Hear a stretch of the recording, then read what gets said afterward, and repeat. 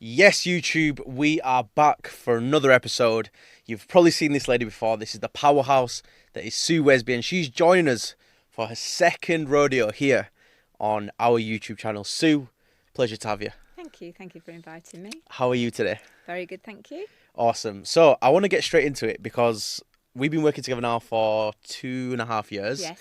And the journey and the growth that I've seen in you has been fantastic. But how's life in general? Let's start. How's everything? Talk to us. Let's update the audience on what's going on. Yeah, no, really good. Very busy.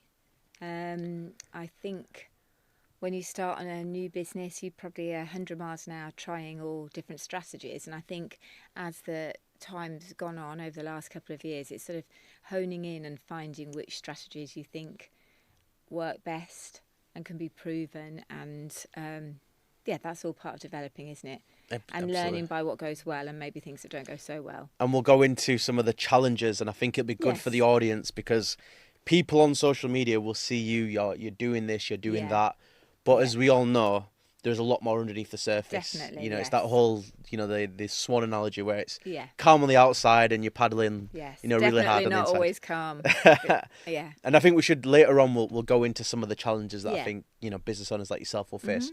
But let's wind back. So Sue, before property, tell us what made you get into property. What was your career like growing up, and what led you to where you are now? Yeah. So career-wise, I came from a family that, as a lot of us did, really, that you worked hard and you were working towards getting a job. Yeah. A good job and how you could progress within that job. There was never any talk or background of being an entrepreneur or a business owner. And at school, there was no talk of that, really. I don't remember a single time anyone ever said to any of us, oh, you could work for yourself. So I think that's the way a lot of people of my age and generation were brought up. So I left school, did A-levels, and I went on a management training programme with a bank. And in those days, banks, it was really good training, actually. You were taught well and really good sort of structure, and Yep. you progressed through the different departments within the bank, and you were fast-tracked, really, I suppose, through the different departments. I had a day a week to go to college, and I did my banking qualifications alongside working. So I did that until probably full-time 10 years, part-time 5 years when I had my family, and then I left. And I think one of the reasons I left was sort of managing school holidays and time off with family. Yep. Although the bank actually was very forward thinking in a lot of ways as far as maternity leave and what level you could stay working at the same level you were at. That it was very forward thinking in that way. But there were a lot of people who wanted the school holidays off, and you were all in the same boat, so then you couldn't get the time off. Yep. Which I wanted to do with my family. So I went into, after 15 years, I went into the pharmaceutical industry. So you left banking, went into Yes. pharmacy, yeah. Which was still, it was sales, but out on the road. Yeah, you're out on And the what road. were you selling? It depends. I mean, they were all different. You went on and off projects in pharmaceuticals, so you were a flexible sales team, really. So you might be selling something for a year. I think my first product was statins. Yeah. And you did that for a year, but then the whole team, you'd be picked up and you'd start selling another product, and you were trained on that. So were you selling on behalf of companies to pharmacies? Was that your client? Yeah, the way a lot of pharmaceutical industry is influencing prescription sales. Interesting. So my role was not so much open the boot and do you want 6 boxes of this. Right. Okay. It was more at the time, and GPs who I used to see would be able to make their own decisions about what products they prescribe their patients. That's very wow. different now. That is very different. Most areas have what's called a formulary decision where everybody is prescribed a certain type of product In that area. Yeah, I assume that's a cost issue, a cost or whatever. So. And did you get commission on the volume of products you sold? Or No, you was it not were like that? paid, but you'd have targets, and whoever, if you were top of your team, you would be paid a bonus. Yeah. Based on your sales targets, and if you hit them or not, or how far over you went over your sales target. But it wasn't so much I've sold 6 boxes of something. It's more you are influencing the decision making of your customers. Yeah. So you did that, and how long were you doing that for? Um, but about 7 years. Oh, wow. Yeah, 7 years doing that, and then went into the bodybuilding, commercial truck bodybuilding industry. It's a bit of a mouthful. Yes. So yeah, so that was maybe my first foray into working for yourself, because that was Oh, part so of you a set... management, but no, not Okay. set up, it was a management buyout of Management an buyout. existing company. Okay. Yeah. So yeah, and that was a sort of a business that well, it went, yeah, a business that sort of was. It's interesting looking at that really as how you could make that more efficient.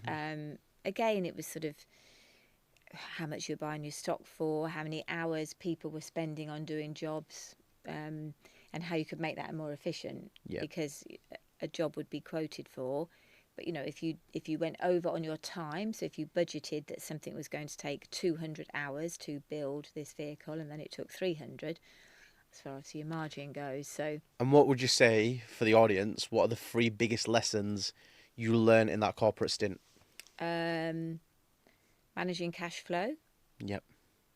really big one. You need to be sort of managing your staff and workforce, skilled staff, how you can be more efficient. Yep. So for an example, if you've got skilled staff working on a job, you'd make sure all of the items they need are delivered to that job, that type of thing. So when I was first there, they were going and collecting. If they needed something from the stores, they would walk over and collect that item. Yeah. Now, that's not very efficient. If you've got someone skilled who is on a job, it's much better to have somebody whose job is to take those items to the job, that type of thing. So it's processes, I would say. Processes and systems. Processes and systems, cash flow, pipeline. Nice. They'll be the 3 things. Nice. Good lessons there. Yeah. Very important for business and property. Yeah. So you did that then, and then what made you get into property? How did the property journey start for you? So I went, after that stint, I went back into pharmaceuticals for a period of time. But I think we'd always had a couple of buy-to-lets. I mean, there are a lot of landlords like that. You're sort of an accidental landlord. One of those was a purposely bought buy-to-let 20 years ago, but the other one was my husband's property, and then when we got together, we just kept his property and kept it as a buy-to-let. So we were sort of accidental landlords in one sense. But I think, if I'm honest, I think COVID was a big... I always knew that I wanted to do something different, but I think COVID was an instigator of that, because we were off the road, as a lot of people were. We were off the road for 18 months, 2 years. And my job was being out and about and seeing customers. The whole... you couldn't do that. And I was working in a medical environment, so you certainly couldn't be wandering in and out of hospitals. For all of the genuine reasons for COVID and things as well. I think a lot of industries went over, didn't they, to working from home and doing things on Zoom. But that was hard. My customers really were not prioritising seeing reps, rightly so. So did the business struggle during that time? No. The pharmaceutical industry wouldn't struggle as such, but it was just our job role would be very different. You'd have a huge area you'd be driving around and seeing people face to face, and then all of a sudden the way you're going to get your customer appointments is very different, isn't it? If you've got to try and get them on an online Zoom. They wouldn't have been set up to do appointments like that anyway. No disrespect, the NHS wouldn't have been set up to start doing appointments in that way. They wouldn't have had the tech even, or the time or whatever. So I think that was probably the catalyst, as being, I don't know, sat on Zoom calls or trying to get appointments. That's probably the best way I could describe it. Trying to get appointments in that environment was very hard.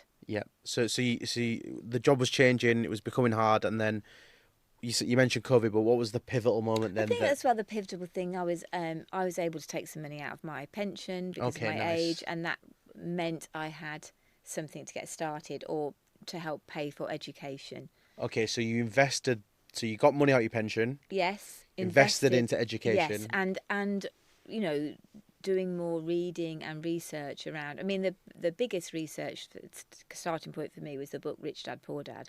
I think that's where every Yeah, which entrepreneur starts. I think everyone should read, because the whole Incredible book. concept of you work for other people. You're Trading it's time for money. trading time for money, Yeah. and then all the concept of you have items that are earning money whilst you sleep. Absolutely. That's the whole concept of that, isn't it? What does Warren Buffett say? He says, if you don't find a way to make money while you sleep, you're going to work until you die, essentially. Yes. And it's Yeah. super true. Yeah. So you invested that money, and what was your first thoughts on investing into education? Was it scary? Because there's a lot of people that, do these courses but then don't take action. But what was the big thing for you, and what was the big realization of investing them, amounts of money it's a lot into? of you invest a lot of money, don't you, and a lot of time. Yeah. So you've to me, you've got to take action. Yeah. I think it's very scary for people. I Yeah, do yeah. think that as well. It's a whole change of the way you think. Of course. The whole, what if it doesn't go right? Mm-hmm. And I think a lot of the big companies that do property education, you're taught all of these different strategies you could do, and it's amazing. You could do an HMO, you could do a single buy to let property, you could go and renovate a commercial property, and I think for me, my mind was blown, and I spent a lot of time. Well, I could do this, or I'll do this as well, or shall I do that? Yeah. And I think it takes time. You're almost, your mind's so blown. It's right. Well, where do I start? So did you do the course and were you a little bit overwhelmed? Yes. Yeah, in and honesty. if I'm honest, I didn't take action that quickly. That I did to start with. We had a single buy-to-let property, and then the first thing we did was turn that into a serviced accommodation, or Airbnb. To improve Yes. the amount of revenue you're getting. Yeah, but even that was scary because, we live in the centre of the country. We're not in a holiday area or a holiday resort, and a lot of people think, well, who on earth would come and stay in a property like that where we live? Which I understand. I'd never really stayed in Airbnbs or Done had that concept. So it was a risk. We had to pay out to set it up. Of course, so you invested more money. Actually investing more money into that. Yeah. But I think our viewpoint was we needed to redecorate and do some stuff do some maintenance anyway. The cost is X amount to set it up. Yeah. The worst case scenario is it doesn't work. We take everything we've put in back out, and you're not going to get much back for that, furniture and things. But I suppose that's a limited cost. Of course. Because you knew what that cost was. And you the had to potential decide. upside of what it could bring as well. Yes. So what's your views on property education? Obviously, as we know, there's a lot of property education out there. What's your overall thoughts on it? Is it important? Is it good? Is it bad for the industry? Or No, I think education is absolutely critical and it's vital. But I do think there are companies out there that their model is selling a course and selling the dream. But you've got to have a dream, haven't you? Yeah, of There's course. nothing wrong with selling a dream. Do I think some of the dreams sold are unrealistic? Yes. Yeah. I think that's, the model for some companies is selling the course. Do they care about the outcome? That's perhaps a bit mean. Do they care about the outcome? If the outcome isn't their priority, it's selling the course. Yes, so it's just like a sausage factory, in and out, in and out. Yes, I think it is, yeah. Yeah. And, and it is up to the people doing the training to take the action. Of course it is. And even talking about our relationship, you can employ a marketing team, but if you're not getting out there and making that effort to go out there, go do your viewings, build your relationships with your agents, which is exactly what you do, you're not going to have investors landing at your door, right? I think property can be seen as wow, that's amazing, I'll have a go. The reality is it's hard. And but that isn't going to sell a course, is it? So I think telling someone all of these things are possible. Of course they're possible and genuinely possible. Be interesting to see what percentage of people take action and achieve their dreams differently. But that's not going to sell a course, is it? No, of course. But obviously on this episode we want to be real and raw. Yes. So if someone's watching this and they're thinking about either investing in their marketing or their education or themselves, what one or two pieces of advice would you give to them that's helped you get from where you were to where you are now? I think you need to properly assess your risk profile.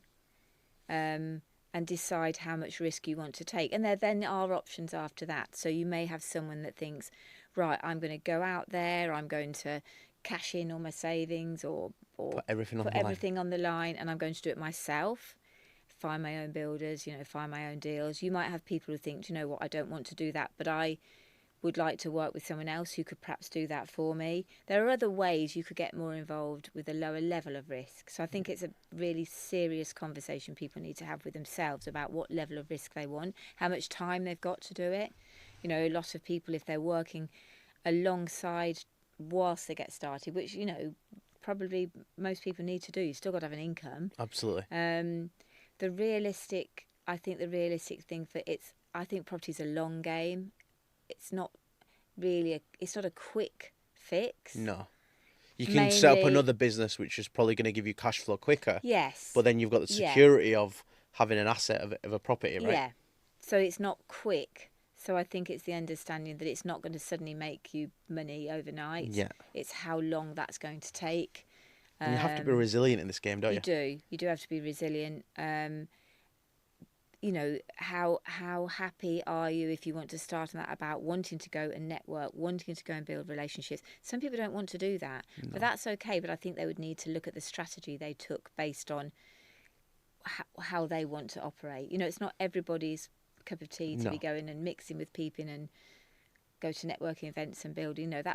That's okay as well. But what strategy are you going to take based on your personality, your risk profile, and what your end goal is? What are you trying to achieve in a certain period of time? Yeah, no, I agree with that. And one thing that I always say to clients and people is it's the law of big numbers. So for example, on social media, if you're reaching 10,000 people, you might have 1,000 likes, you might have 10 investor inquiries, you might have 5 people that become investors. Yeah. Same with properties. You go view 10 properties, you make offers on 5, you might secure 1 or 2. Yes. Yeah. So from your perspective, what would you say is the thing that got you to understand that like this thing takes time and that you have to go out there and make these offers? And there'll be days when you probably don't want to go on viewings or it's not going your way. What got you through them tough points that's allowed you to scale your business? I've spent a lot of money on education, so I had. Do you want to disclose? I actually don't know. I'd have to add it up, but a lot. No, yeah, because I think I spent money with a big brand training, and then I still couldn't really make a decision as to what I was going to do because there's all of these different types of strategies. So I had a mentor then that actually probably pushed me to do. We'd already set the Airbnb up. Have we set it up then? No. Yes, we had. We'd set the Airbnb up. Then I had a mentor, which I think then honed in and made the strategy more personal to me. Yeah. Looking at what is it you're looking for? What are you trying to achieve? How quickly do you want to achieve that?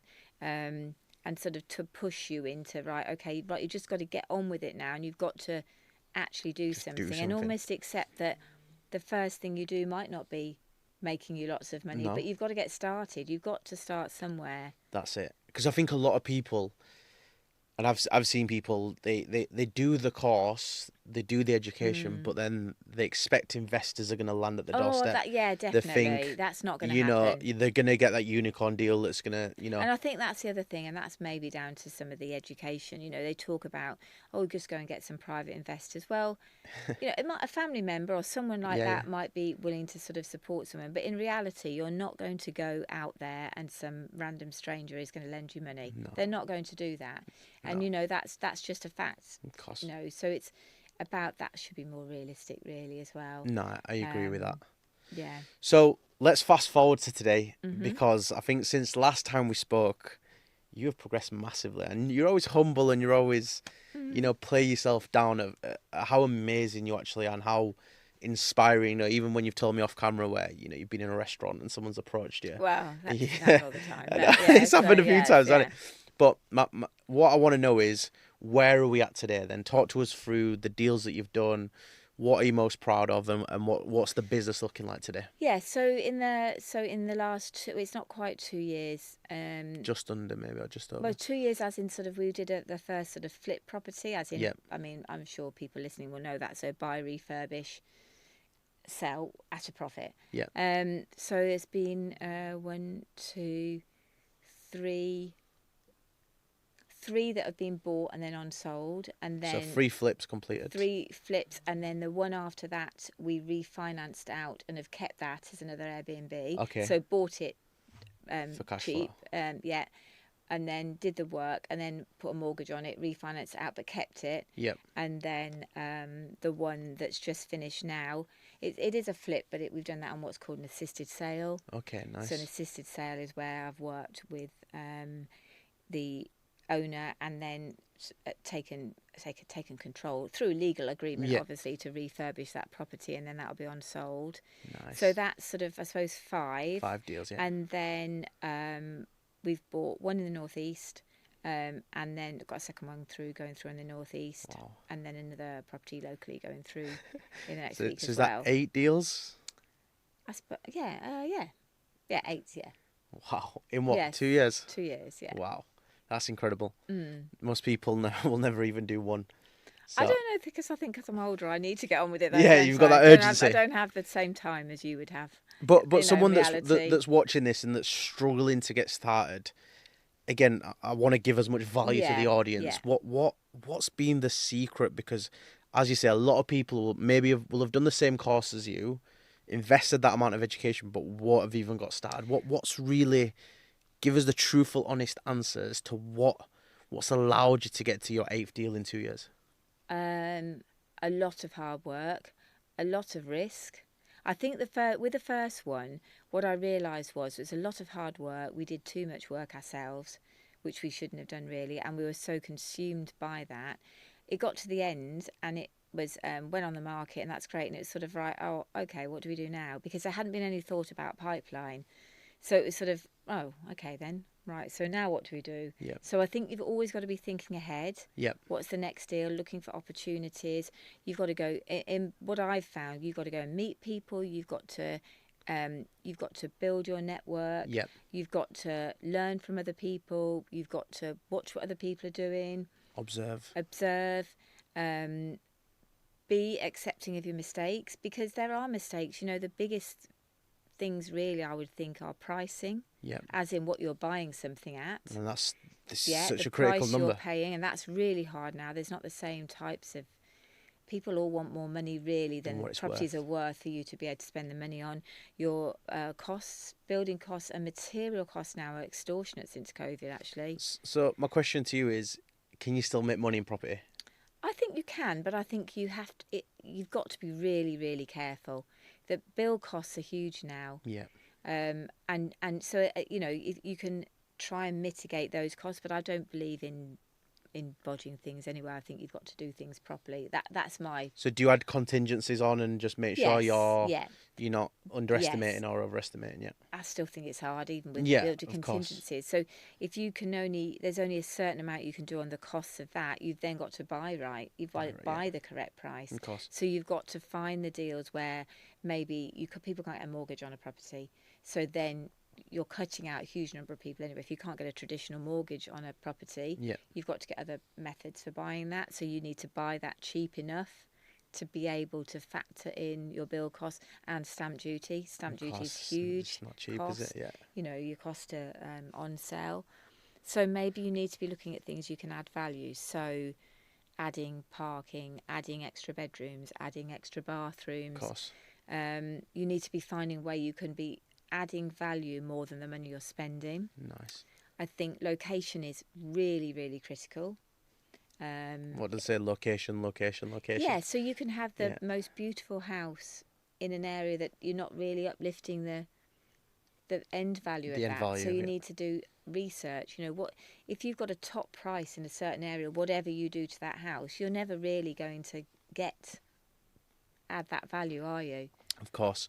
So you can still make money in property, but you just have to be savvy and careful. I think it's hard. It's hard, yeah. It is hard, but I think it's about finding different ideas. Yep. There might be blocks of flats that are all still under one title at land registry, so you would add value by part of your process is separating those into individuals dwellings. And what we spoke off camera as well about your investment area as well now, you're looking at going to the northeast.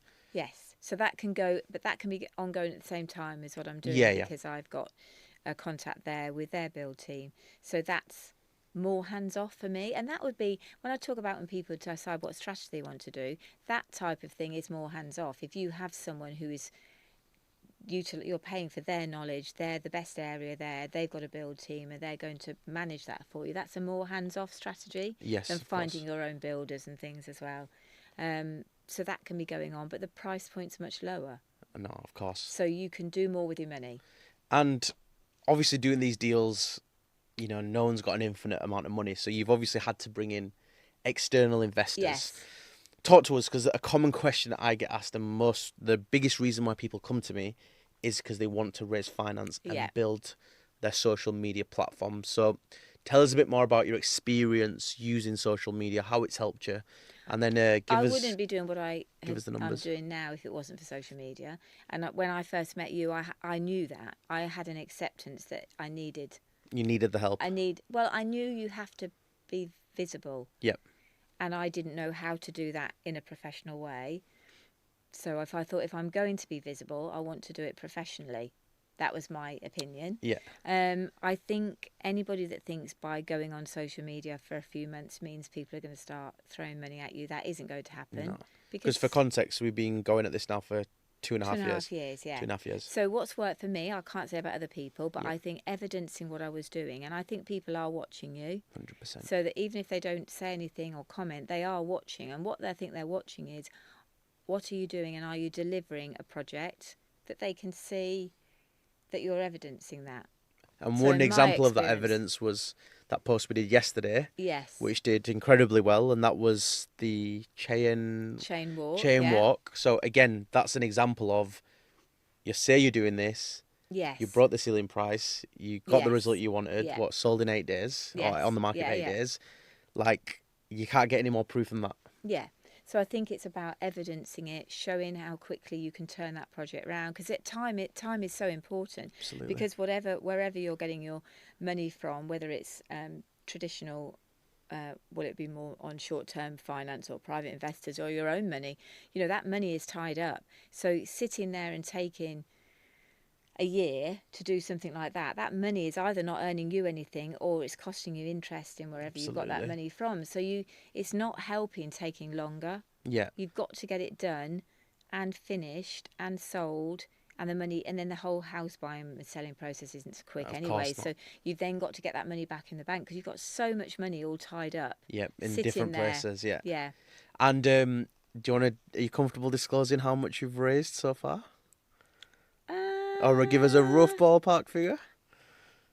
Between 500,000 and 1 million. Between 500,000 and 1 million. Yes. That's incredible. Yeah. You should be genuinely when I say this, I would point and out. I know you're so humble about it. Well, no, I would point out what I think's worked best for us is a mixture of our own funds, Yep. Bank lending, Yep. and private investing. Yep. And what I actually genuinely quite like about the bank lending being part of that is that a bank lender will be doing their own figures and running their own numbers. And the way I take comfort in that is they wouldn't lend to you if those figures didn't stack up. Of course not. So I think that's you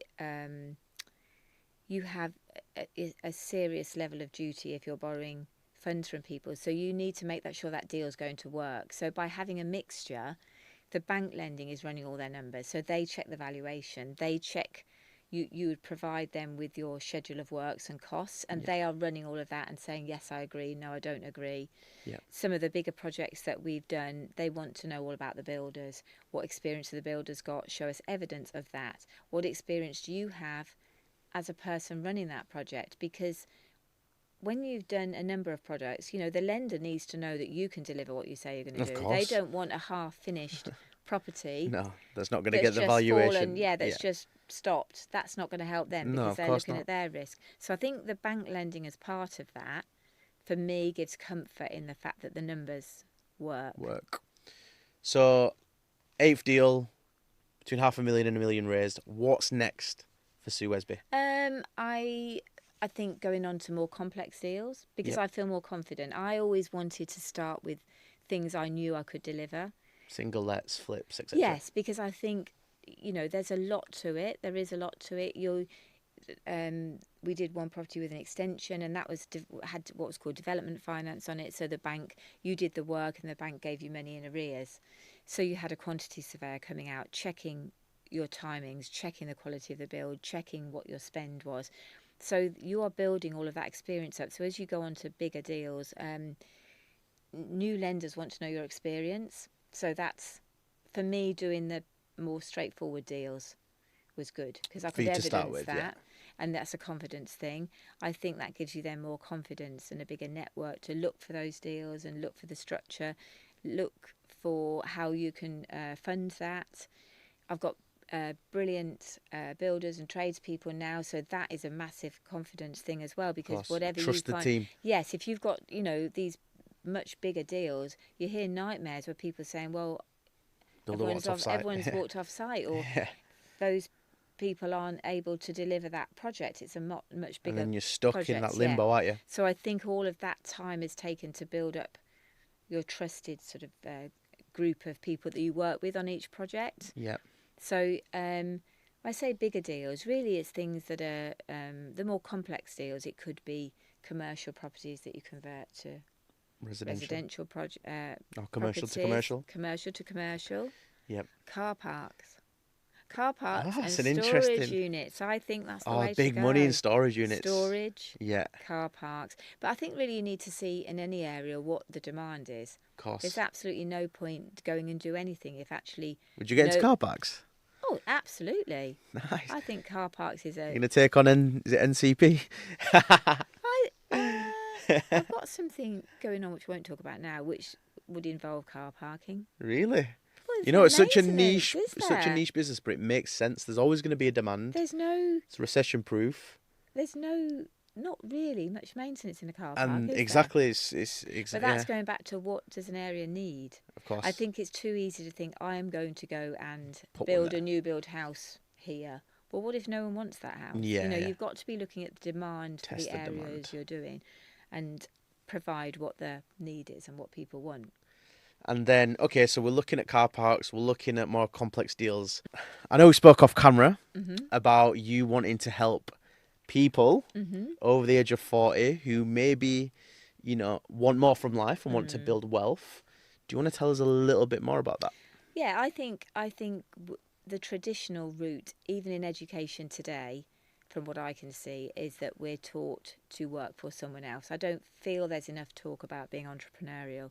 And I think if people have got a family, for example, and they maybe have reached a point in their career where they think, I want to do something different, it's how they can feel how they have the confidence to make a change like that. It's a huge thing if you've had a career in one industry and that's all you know, to think, I'm going to go and learn how to do something else. So I really want to encourage people that if I can do that with education and guidance, that actually other people can do that if they want to do that, either full-time or as a sideline. There's no reason why people can't have a career that they love and then on the side of that use maybe savings, or perhaps if they had an inheritance or something as well, to also choose to build wealth alongside that. Now, it could be property, but it could be stocks and shares. And not that don't get me wrong, I'm not giving advice now. I would point people to go and get advice, but other asset classes, gold, silver's talked around a lot now, isn't it? Yep. Property. So then what they could do is be having another stream of income. And I can't remember who told me this one time or whether I learnt it, but 8 streams of income.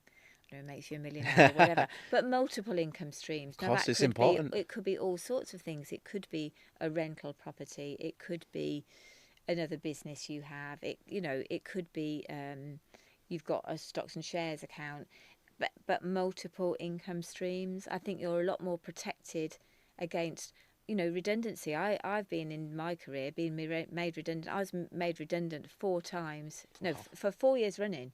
Yeah. The pharmaceutical industry, they run on sales teams. So, of course, as the contract came to an end, you're made redundant, and that the impact of that is massive. Is absolutely massive. And then I think as you get older, you lose confidence about being employed again, or are they going to want me? Are they going to want me? Yeah, no. So if people have got other income streams, it impacts less those types. What if someone suffers from ill health and they perhaps would need to do reduced hours. If the impact of that on anybody's household income is absolutely massive, isn't it? So by having other assets. So I think when I say I want to help other people, I just think it shows that actually that option is open to people. And it's not about how much money you've got always. It's about having the understanding and mindset that there are other options. So you are going to be helping people then over the next year? That's what I'd like to do, yes. That's what you are going to be doing. That's what I am going to be doing. That's what I'm going to be doing. Awesome. And Sue, finally, just to wrap up, it's been an absolute pleasure. Mm-hmm. I just want to say, from my perspective, you've been a dream to work with. You're an amazing client, amazing person, and you should just be genuinely so proud of what you've done and what you've achieved. And for me, playing a small part in your journey is, makes me sleep well at night. Thank you. So finally, do you just want to plug your social media if anyone wants to work with you? Yes, so I operate under my personal name, which is Sue Wesby on Facebook, Sue Wesby Property on Instagram, and I'm on LinkedIn as well, just under my name. Yep. Yeah. So if people can find you, want to work with you, find me and have a look at the journey I'm doing, get in touch if they want to as well. Absolutely. So, brilliant. Guys, thank you very much. That is another episode finished and rounded up. I just want to say thank you very much for watching, and I'll see you on the next one. Thank you.